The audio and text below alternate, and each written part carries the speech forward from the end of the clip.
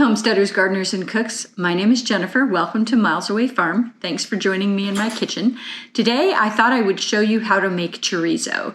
And I am making a Mexican chorizo. This is different from the Spanish chorizo, which is also different from the Argentinian chorizo. There's a lot of different kinds of chorizos out there. This one is a Mexican version. I've made a bunch of different kinds, and this happens to be the one that my husband and I like the best. So let's get going. The recipe I have originally calls for pasilla chilies, and pasillas are a different kind of Mexican chili. They're a little probably darker and smokier, but I don't happen to have any on hand right now, and I didn't grow them last year, and so I'm just going to use anchos because I have a lot of those, and I know I really like the flavor of anchos. Ancho chilies are a ripe dried poblano, and so if you've ever bought or grown poblano chilies, if you let them get red ripe on the vine and not green, and you dry them, you will have anchos. Whoops, whoa, okay. I'm making a mess here. And so what you want to do with dried chilies is obviously take the stems and most of the seeds out. And I could have heated these, and I thought about doing it in a toaster oven or a skillet to just warm them up. It makes them a lot more pliable and kind of gives them a little bit of a toasted flavor. But I'm not too worried about it today. I'm just gonna throw chili seeds all over my kitchen instead. I've been growing poblanos for years and years, and they're a very big plant. Typically, a poblano chili will get 2 feet high at least, and so they have a tendency to fall over if you get a windstorm. They need to be staked. Most chilies I can get away without staking, but these guys really do need to be staked up. And they don't produce a ton. It depends on your soil fertility, obviously, and your growing conditions. But I've never managed to get a giant crop off of one plant. So I might get 5 or 6 at the most off of one plant. So if you do a lot of cooking with chilies and anchos in particular, it's worth giving them some room and planning on planting quite a few plants. They take a long time to get ripe. And again, they tend to fall over in the wind, so they're a little bit tricky, but boy, are they delicious. And we really love them green as a roasted pepper or as a stuffed chili for making chili rellenos. And so we have many, many uses for poblanos, and so we just grow them every year. They are really wonderful. I've tried lots of different varieties over the years, different seed sources, some open pollinated, some hybrid. I've never really landed on one that I thought did better for my area than any other, and so I just kind of go with, you know, if I'm trying to mostly order seeds from one company, I'll just go with whichever one they happen to have on hand. The Bastion variety, which comes from Johnny's, a fellow farmer locally to me, had beautiful peppers, poblanos from those last year. I grew the same variety 2 years ago, and mine weren't nearly the size of hers. They do tend to get a little sunburned in the heat as well, similar to the way bell peppers can get sunburned, and so they could probably benefit from a little shade cloth. I've never done that before, but I think this year I am gonna put like a 30% shade cloth over my poblanos and see if I can get bigger peppers with less sunburn, because I tend to get sunburn on them every year. You don't have to get every single seed out of here. You just want to get the majority out. They're not exceptionally hot. It's a good idea to wear gloves. I once made the mistake of processing a whole bunch of Aleppo peppers that I didn't think were that hot without gloves on, and my hands hurt literally for several days afterwards. And it would finally go away, and I'd think I was done, and then I would get my hands wet and it would start all over again. So I've just really learned, put gloves on. It's definitely not worth the long-term skin irritation of not having gloves on, even though poblanos are not particularly hot. They're kind of a middle. I think jalapenos are considered hotter than a poblano. Although I've had some pretty hot poblanos, so they can vary. But they're very fruity. They have a really lovely flavor when they're dried. And ironically, because I have a bunch of my own homegrown ones upstairs, I make my own chili powder that I sell. And so these are actually store-bought anchos because last year I was out, so I ended up having to buy some, and then I still had them in my cupboard. And so instead of using my own this year for this little recipe, I'm actually using store-bought. The other chili going in this is Arbol. Chili Arbol is a very hot Mexican chili. They're as hot as a cayenne, if not hotter.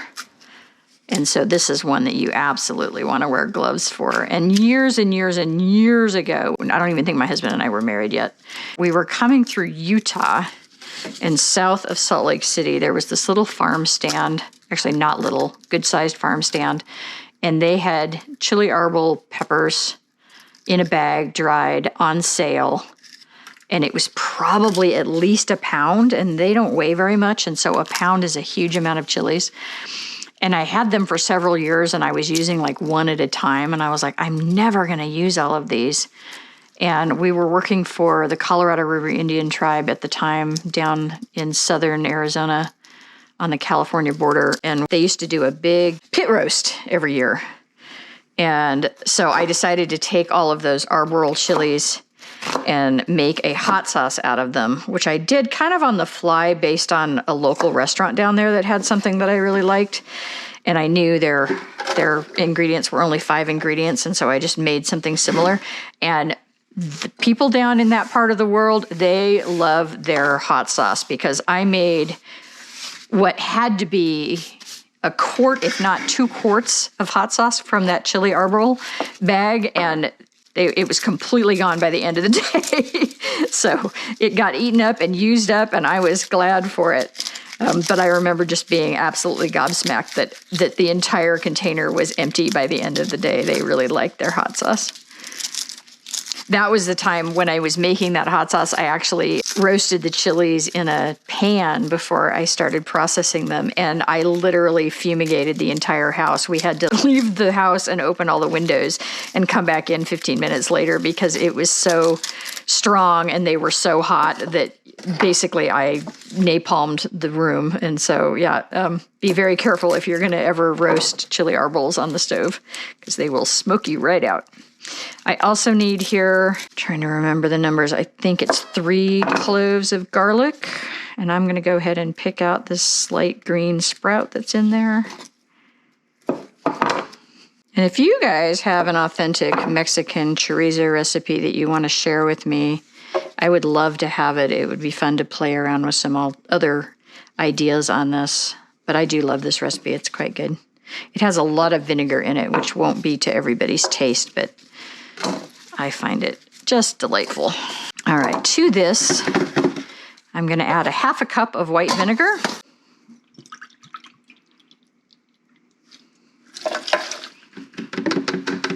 And I'm just going to let that stew and soak for an hour or so before I blend it to reconstitute those chilies.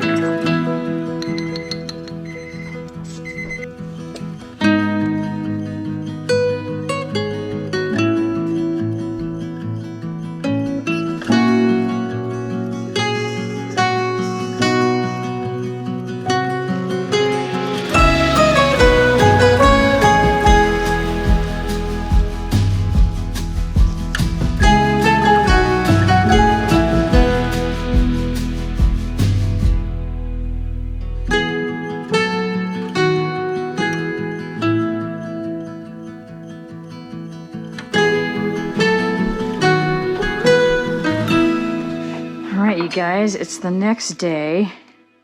And full disclosure, I messed this recipe up. I have multiple recipes for chorizo, and most of my sausage recipes are in 5-pound batches. And so I was assuming that this recipe was a 5-pound batch, and after I got everything completely mixed together, I realized, oh, no, wait, it's only for 1.5 pounds of pork, not 5 pounds of pork, which is a big difference. And so I actually calculated the salt based on the weight, and so I know the salt is correct, but everything else is quite under-seasoned, and I did fry up a little bit last night, and it was definitely under-seasoned. So at this point, I'm kind of punting, and I am adding in some additional vinegar, some additional onion, some additional garlic. And then I threw in, I'm kind of mix and matching this recipe with one from Hank Shaw for a Mexican chipotle as well. And he had suggested a little bit of chipotle powder and a little bit of cayenne. And so I ended up adding some of that. I added more Mexican oregano. And we're just gonna mix this together and fry a little bit up and see how it tastes. So, what I've got here now isn't bad. It's just under-seasoned. And the whole point of Mexican chorizo is it's chilies. And so it should have that lovely chili flavor to it. And, ideally a little bit of bite. And then with that vinegar, you get that little bit of brightness from the vinegar in there. And so, yeah, just mixing and matching and starting over. So we'll see where we end up here. Salt in a sausage recipe, a general rule of thumb is 1.5% of the weight of the meat. And so that's what you saw me measuring out there. And then me kneading this, it's really similar to, if you were kneading a loaf of bread, where once you get everything kind of sort of mixed in, you can just stir and fold, just like you would if it was a batter or a loaf of bread. But yeah, that's what you get for assuming and not stopping and reading all the way through the recipe because you've done it before and so you think you know what you're doing. And when you're mixing sausage, the key is to have everything as cold as possible, cold enough that it makes your fingers ache. And this is probably not as cold as it could be, but it's pretty decent. If it's too warm, the fat starts to melt and you get what's called schmear, which is instead of the meat fibers binding together to make a sausage, you just end up with kind of a melty mess. And so you can actually put a bowl underneath the bowl that you're mixing in with ice in it to really keep things cold, especially if you're doing this in the summer and your house is warm. All right, I'm going to assume that that is pretty good. And what I'm going to do here is just make up a little patty and throw it in my skillet and fry it off and give it a taste test and make sure we're not completely off. All right, you guys, got a little sample fried up here. Let's see how it tastes.